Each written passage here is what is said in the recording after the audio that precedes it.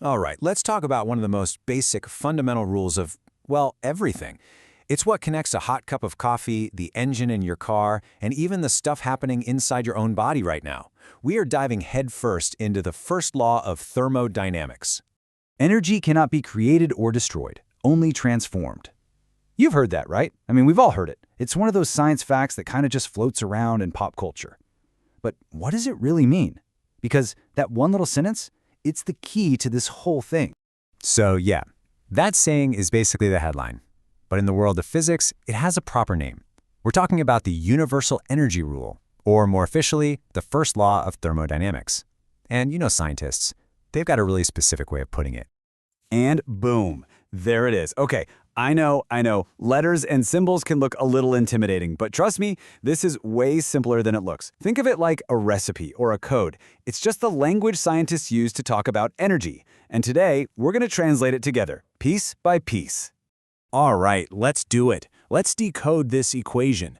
We're going to take each one of those symbols and turn them into something you can actually picture in your head. Okay, first up, that triangle Q thing. That's delta Q. And it's just a fancy way of saying heat added. This is your starting point. It's the energy you put into something. So if we're talking about an energy budget, this is your income. It's the flame you put under a pot to get the water boiling. It's the input. Next up, delta U.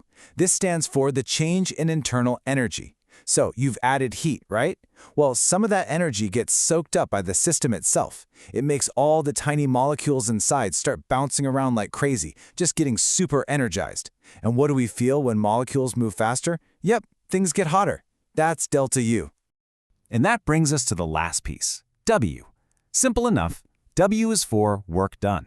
This is the energy that doesn't get stored inside. Instead, it's the energy the system uses to actually do something, to push, to move, to affect the world around it. It's the steam pushing the lid off a rattling pot. That's the work. So, let's put it all together in plain English. That whole formula just means this. The heat you supply to something has to go somewhere. It can't just vanish. Part of it goes to increasing the internal energy, making it hotter, and the other part goes into doing work, making something move. That's it. It's a perfect balance. Okay, so theory is one thing, but what does this actually look like? Let's take a look at the classic example that every physicist loves because it shows this whole thing off perfectly, the piston. So what are we looking at here? It's simple, really.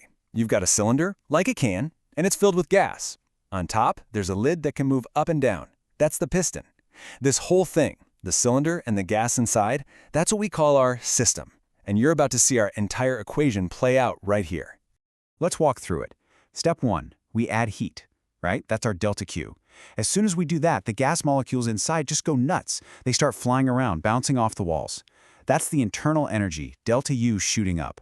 But what happens when all those hyperactive molecules smash into the bottom of the piston? Well, they push it. The piston moves up. And that movement, that is the work, W, being done. See? Input, internal change, and output. So think about what just happened. Did we lose any energy? Nope. Did we magically create new energy? Absolutely not. Every single bit of heat we put in was accounted for. It just changed jobs. It went from being heat energy to a mix of internal energy and mechanical work. This is why that energy budget idea is so perfect. The first law is basically the universe's strictest accountant. You can't fudge the numbers.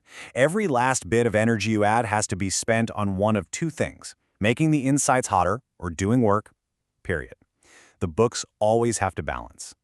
Which kind of leaves you at this one big mind-bending thought, doesn't it? If energy is never lost, just changed, it means that every bit of energy from the Big Bang is still out there somewhere, just in a different costume. So, where does it all go in the end?